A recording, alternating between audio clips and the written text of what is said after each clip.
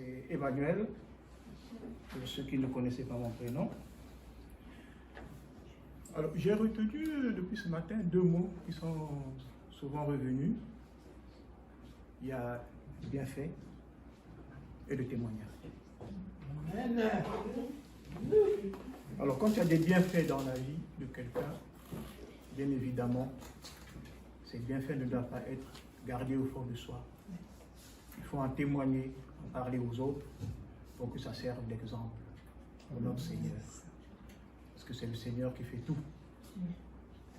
Et si les choses me sont arrivées dans ma vie, c'est grâce au Seigneur. Pour vous expliquer un peu ce qui m'est arrivé, il me faut un peu vous dire qui je suis, ou du moins ce que j'ai fait avant, et ce qui m'est arrivé depuis que j'ai rencontré le Seigneur et ce que le Seigneur a fait dans ma vie par l'intermédiaire de notre pasteur.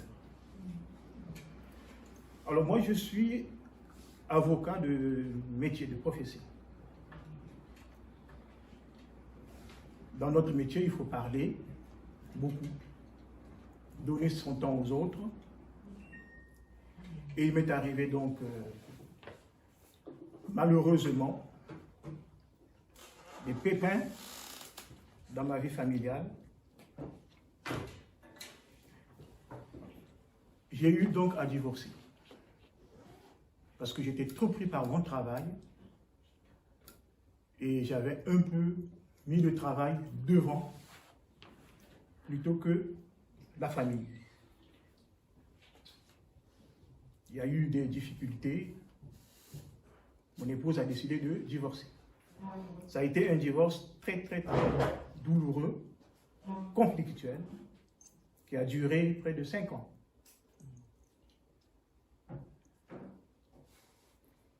À partir du moment où mon épouse a quitté la maison,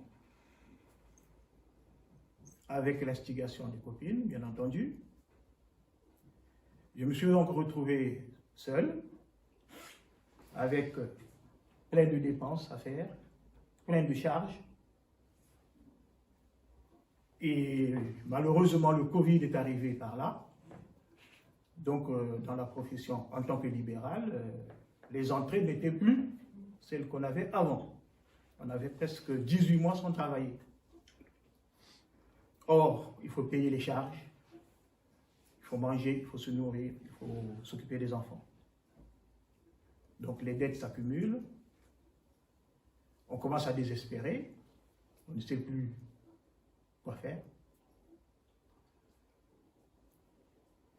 Les difficultés économiques, plus le Covid qui n'arrangeait pas les choses, mais est arrivé ce qui est arrivé. Je n'avais plus la tête sur les épaules. Je n'arrivais plus à dormir. Je n'arrivais plus à réfléchir. Et je me suis mis tous les soirs à prendre de la bière.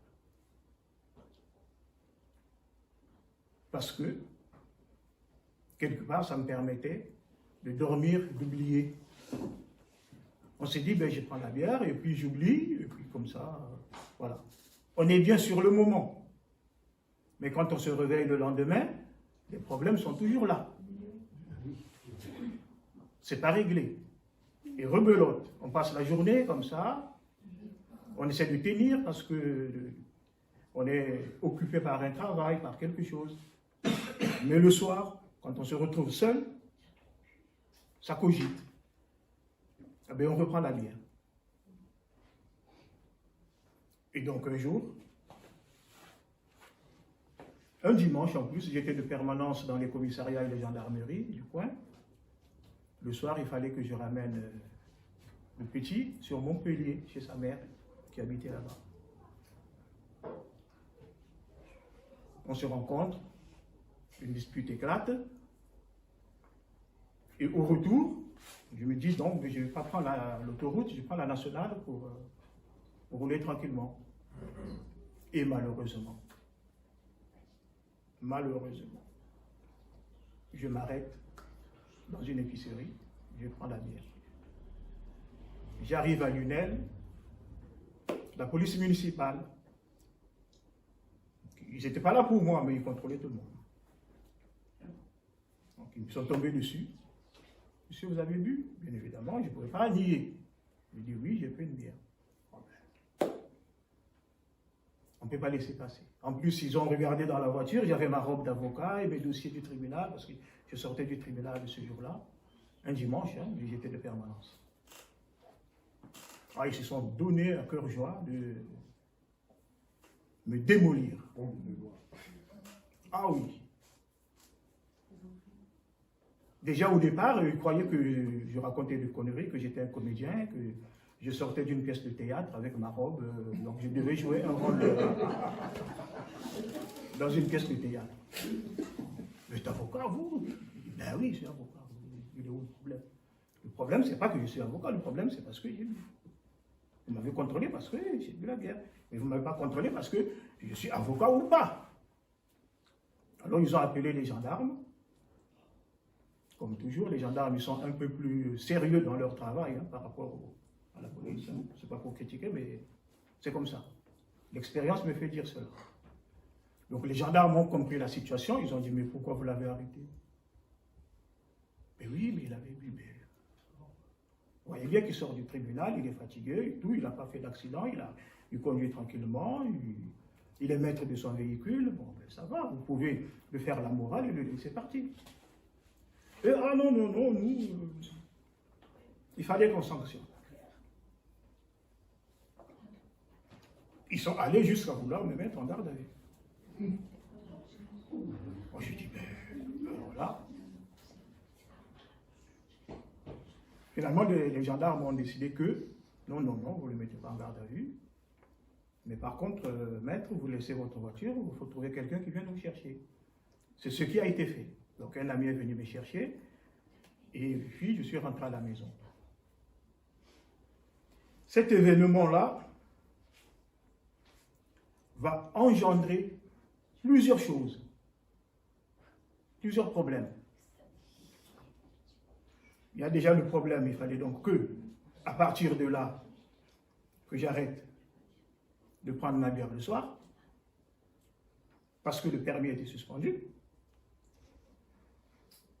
Et quand il y a suspension de permis pour avoir bu, on perd les points sur le permis. Donc si vous n'avez pas assez de points, ben le permis il est sucré et puis ben, vous ne pouvez plus travailler ni faire quoi que ce soit. Donc, un avocat qui n'a pas de véhicule ne peut pas se déplacer, c'est coriace. C'est autant dire que ben, le boulot il est perdu. Deuxième chose, il fallait que j'affronte, parce que quand c'est comme ça, le bâtonnier, le chef des avocats, est alerté. Il est au courant. Donc il fallait que je rende compte au Conseil de l'ordre. Et au Conseil de l'ordre, il n'y a pas que des agneaux.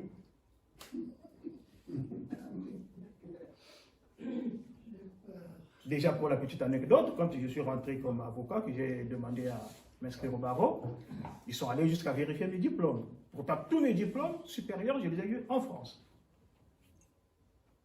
De la licence, maîtrise, doctorat, école d'avocat. Tout en France. Mais ils sont allés jusqu'à vérifier pour savoir si c'était vrai. Un jour, je me suis même énervé, j'ai dit, mais écoutez, vous commencez à pousser le bouchon trop loin. Mes diplômes, je ne les ai pas eus sur un baobab en Afrique. C'est en France que je les ai eus.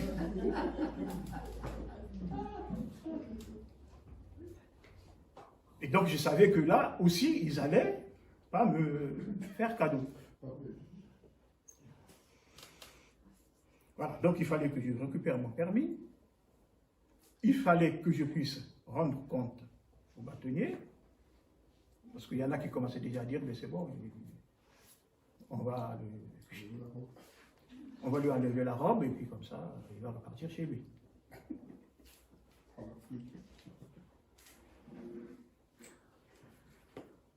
Donc vous imaginez que dans cette situation, je me retrouve totalement abattu. Donc la maison, je rentre seul. une grande maison où je vis seul, la famille n'est plus là. Le travail a un souci. Le permis, il y a un problème. Donc j'ai commencé à déprimer. Et le peu de dossier qui me restait à gérer, il fallait que je parte de la maison jusqu'au cabinet à pied.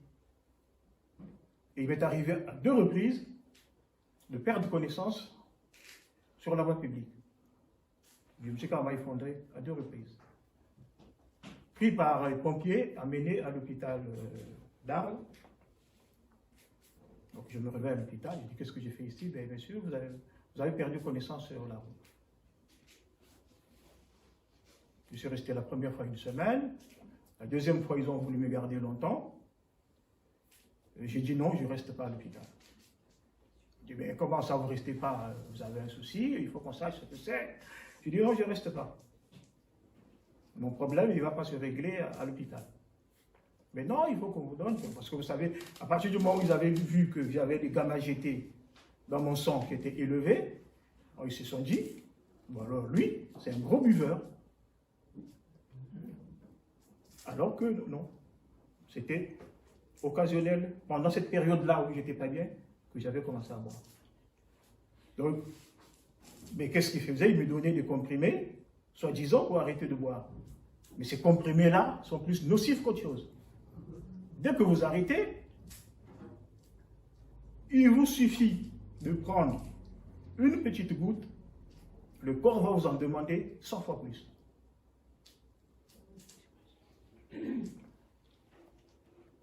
Vous arrêtez l'alcool en prenant des comprimés, le jour où vous commettez la maladresse de reprendre un petit verre, c'est bon, vous replongez 100 fois plus. Moi, sachant ça, défendant beaucoup de clients qui avaient des problèmes comme ça, je dis non, je ne prends pas vos comprimés, je ne prends pas vos piqûres. Ils n'ont pas voulu m'écouter, ils continuent à me prescrire ça. Je dis, ben écoutez, je vous fais une décharge, je rentre chez moi. Et là, le médecin me dit, ben vous me parlez de décharge, qu'est-ce que vous en savez, vous, de décharge? Je n'ai pas besoin de votre décharge. D'accord? La profession remonte dans la tête, et je dis, madame, moi, je peux vous apprendre ce que c'est qu'une décharge. Vous êtes médecin, moi, je suis avocat. Ah bon? Ben oui, mais regardez mon dossier médical, ma profession est marquée. Donc je vous dis, je m'en vais, je vous décharge de toute responsabilité, je vous fais une décharge, ce qui m'arrivera chez moi, ça ne me regarde que moi, vous êtes déchargé. À la fin, ils ont fait une réunion, ils ont décidé donc de me laisser partir. Et je rentre à la maison. Ma sœur, qui ne vit pas avec moi, pour ceux qui ont dû la voir, les premiers jours quand je venais ici, c'est ma sœur qui m'accompagnait. Donc elle, alertée, parce qu'elle vit à Dijon, alertée par ce que je vivais, elle a décidé de descendre pour venir m'assister, me voir, s'enquérir un peu de la situation. Et quand elle m'a vu, elle me dit, ben c'est pas possible, je ne te connais pas comme ça, qu'est-ce qui se passe? Donc elle a essayé de parler avec moi, de parler avec des amis pour savoir ce qui se passait et tout. Et un jour, je dormais, elle me réveille, elle me dit, Emmanuel, moi, je pense que le problème que tu as là, il n'y a qu'un homme de Dieu qui peut nous aider. Comme tu ne veux pas repartir à l'hôpital et que tu me dis que les médicaments à l'hôpital ne règlent rien pour ce que tu as, donc il faut qu'on trouve un homme de Dieu qui puisse nous aider, ou du moins t'aider. Au départ, je dis, ben, l'homme de Dieu, il ne va pas me soigner, qu'est-ce que je dois faire? Non, non, il faut que je trouve l'homme de Dieu. Je dis, bon, écoute, fais que tu as à faire, hein, c'est bon. Et après, elle m'a dit que, ben, par l'intermédiaire d'une connaissance, donc elle est rentrée en contact avec le pasteur Claude. Et le même jour où elle est rentrée en contact avec le pasteur s'est pointé chez moi. Le même jour. Donc elle a appelé à l'aide. Lui, il n'a pas dit demain ou après-demain ou quoi, non, mais je viens. Voilà comment je fais la connaissance du pasteur. Il est arrivé chez moi, mais on a discuté un peu. Bien entendu, j'étais très réticent, très réticent. Et après, il m'a dit, ben, écoute mon frère, si tu n'es pas d'accord que je puisse t'aider, je ne peux rien faire pour toi. Pour que le Seigneur intervienne par mon intermédiaire, il faut que toi, tu nous ouvres la porte, pour que tu sois d'accord. Si tu n'es pas d'accord, tu ne pourras rien faire. Il est parti, après il est revenu. Il m'a posé la question, bon ben, l'alcool, qu'est-ce que tu en penses? Tu bois ou tu ne bois pas? Je dis si, je bois. Parce qu'au début, je lui disais non, mais non, je bois un petit verre, 2 verres et tout. Jusqu'à ce que je lui ai expliqué, je lui ai dit, ben oui, parce que tous les soirs, avant de dormir, il faut que je boive, sinon je ne dors pas, ça cogite, ça tourne. Le premier sommeil, je l'ai, mais après, une fois que je me réveille dans la nuit, je n'arrive plus à me rendormir. Il m'a dit, bon, ben, on va demander au Seigneur d'intervenir et de t'aider. Et croyez-moi que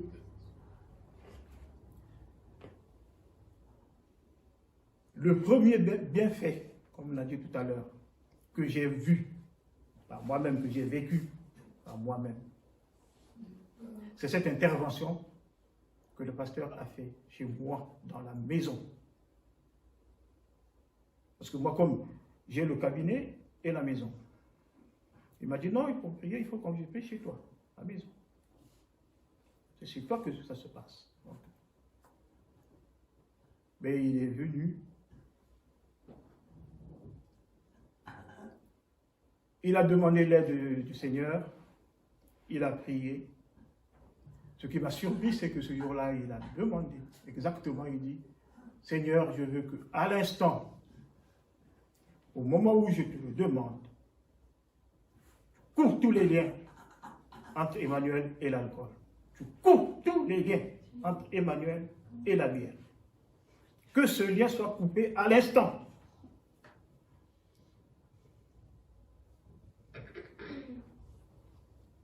Je me suis dit, ben, wow. Il demande que le Seigneur intervienne à l'instant. Mais croyez-moi que depuis ce jour-là, depuis cette seconde-là, alors que les gens font des cures pour arrêter l'alcool, parfois ils y arrivent, parfois ils arrêtent pendant un moment, après ça replonge. Ou alors ils doivent se faire accompagner pour éviter les contre-coups et les effets secondaires. Parce que bien évidemment, les médecins vous diront que si tu arrêtes, pour ceux qui sont drogués, tu arrêtes la drogue ou la bière ou l'alcool, quoi que ce soit, toutes ces saloperies-là, si tu arrêtes sans être suivi, ça peut te rendre détraqué, la tête ne supporte pas, le cœur va demander et tu tombes malade. Mais moi, je n'ai pas eu ces effets-là. Et depuis ce jour-là,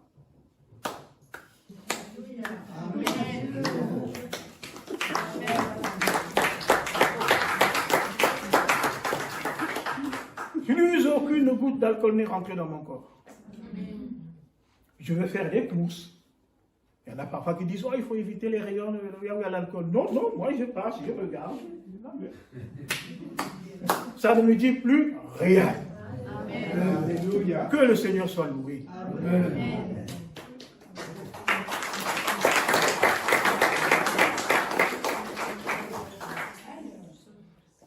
Deuxième chose, ce qui va se passer par rapport au Conseil de l'ordre. Donc il fallait que j'aille rendre des comptes. Il y en avait qui avaient déjà proclamé, c'est bon, lui on va lui enlever sa robe, c'est fini. Donc je suis convoqué. On me pose des questions, je réponds. Il y avait donc deux camps. Il y a ceux qui voulaient me sanctionner, et il y a d'autres qui ne voulaient pas. Je disais, Emmanuel, on le connaît, ça fait 14 ans qu'il est avocat comme nous. Il a même plus de diplômes que certains d'entre vous. Qu'est-ce que vous lui reprochez? Ça peut arriver à tout le monde de divorcer, de mal supporter le divorce et de se retrouver dans cette situation-là. Surtout que, il y a quand même eu presque 2 ans, on n'a pas bossé, donc c'est perturbant tout ça. Donc voilà.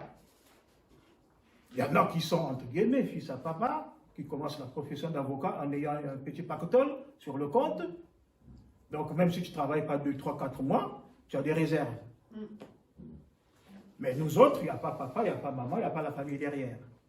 Donc c'est moi le premier qui commence cette profession. Quand j'ai commencé à être avocat, je n'avais même pas 100 € sur mon compte. Et il y en a qui se souvenaient de ça. Ils ont dit, mais on a vu Emmanuel évoluer. C'est bon. Au contraire, on n'est pas là pour lui jeter la pierre. Il faut le soutenir pour qu'il se relève. Et donc le chef des avocats, donc le bâtonnier, m'a soutenu. Il m'a dit, Emmanuel, ne t'inquiète pas, c'est moi qui réponds. De toutes les façons, s'il y a une décision à prendre, c'est le dernier mot me revient. Même si les gros bonnets d'Aix-en-Provence demandent ta tête, moi si je ne signe pas, ils ne l'auront pas. Que louer le Seigneur. Amen. Et pendant que tout ça se passait, le pasteur me disait toujours, quel que soit ce qui arrive, tu me tiens au courant. Et je lui disais toujours, voilà ce qui va se passer, voilà ce qu'ils ont décidé. Il dit, c'est bon, t'inquiète pas, ça va bien se passer. On met tout ça dans les bras du Seigneur. Amen. Et pour finir sur cette anecdote-là, enfin, ce cas-là, je me retrouve donc, bien évidemment, à Aix-en-Provence,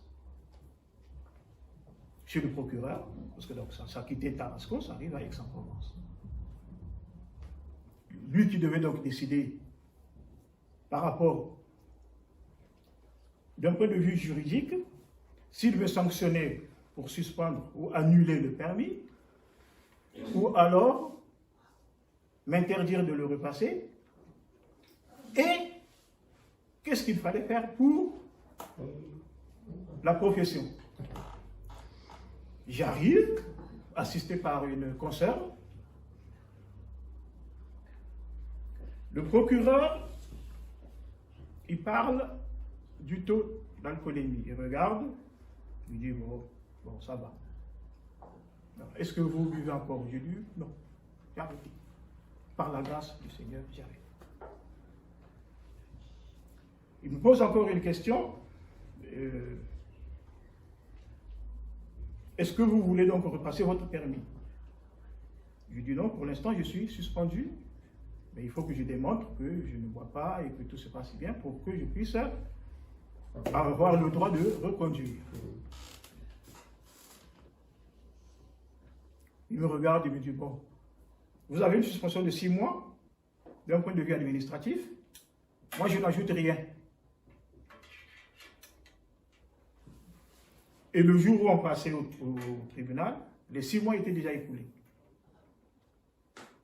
Donc il me dit, vous ressortez d'ici, vous allez faire vos démarches administratives pour récupérer votre permis.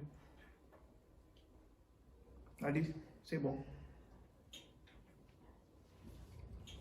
Moi, je m'attendais qu'il aborde les autres points. Est-ce qu'il me sanctionne? Est-ce que je peux continuer à plaider ou pas? Ça, il a oublié. Il ne l'a pas évoqué du tout. Je ne sais pas ce qui s'est passé dans sa tête, mais pourtant c'était dans le dossier. C'est comme s'il avait mis une croix dessus. Ça, c'est... non. Il n'y a pas besoin de décider sur ça, laissez-le tranquille, quoi. Je suis sorti de là, le chef des avocats m'a téléphoné pour me demander qu'est-ce qui s'est passé, je lui ai expliqué. Il me dit, ah ben écoute, tant bien Emmanuel, s'il n'a pas évoqué ça, donc c'est bon. J'en ai parlé au pasteur, le pasteur me dit, mais tu t'étonnes de quoi? Laisse le Seigneur agir. Ne t'étonne de rien. Et voilà donc, je me retrouve donc à aller faire les démarches administratives pour récupérer mon permis. Puisque la robe venait d'être sauvée, je pouvais continuer à plaider. Maintenant, il faut la voiture. Ah, il faut prouver que dans le sang, il n'y a rien.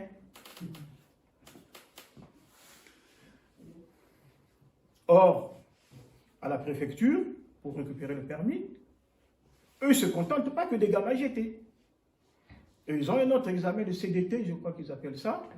C'est un laboratoire spécial qui est sur Lyon, qui vérifie si dans les 3 mois avant, vous n'avez pas bu. Et moi, j'étais à l'intérieur, j'étais dans les 3 mois. Donc, si on considère la date à laquelle je devais passer à la préfecture, et la date à laquelle j'avais pris mon dernier verre, j'étais dedans. Mon médecin traitant me fait l'ordonnance, je fais les analyses, il n'y a pas d'alcool, les gamins jetés sont devenus normaux. Le médecin qui me dit, mais c'est pas possible. Qu'est-ce que vous avez fait? Je dis, mais rien. Vous avez fait une dialyse? Je dis, dialyse. Mais oui, vous avez renouvelé votre sang. Je dis, mais non. Il me dit, mais comment ça se fait que, moi, il y a 3 mois en arrière, je sais, les dernières analyses sont là, il y a les gamma GT élevés, il y a l'alcool. Et là, donc elle a commencé à douter, j'ai dit peut-être que j'avais envoyé une autre personne et tout. Refaites encore. 2 fois j'ai refait le même examen. Rien. Pas d'alcool, les gamma GT, non. Je prends les résultats, j'amène à la préfecture, la commission médicale de la préfecture, ils regardent. Oh, c'est bon. Au lieu de me parler d'alcool et tout, ils commencent à me parler de ma profession. Ah, mais vous êtes né où? Vous travaillez où? Les études et tout. Ils ont signé. Bon, ben voilà, vous avez votre permis, vous pouvez commencer à conduire dès aujourd'hui.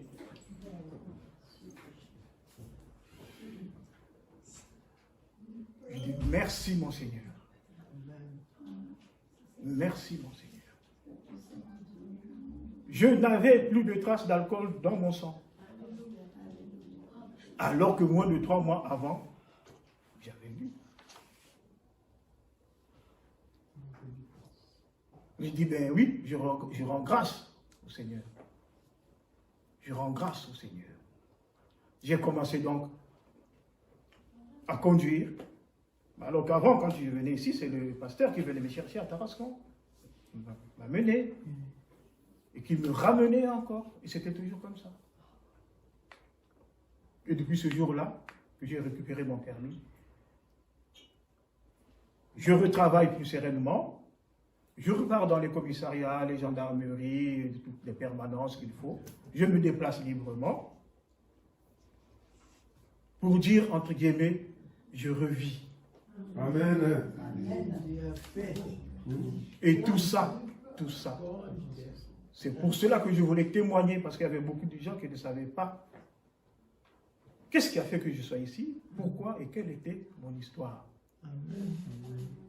Voilà les bienfaits que le Seigneur a menés dans ma vie par l'intermédiaire de notre pasteur.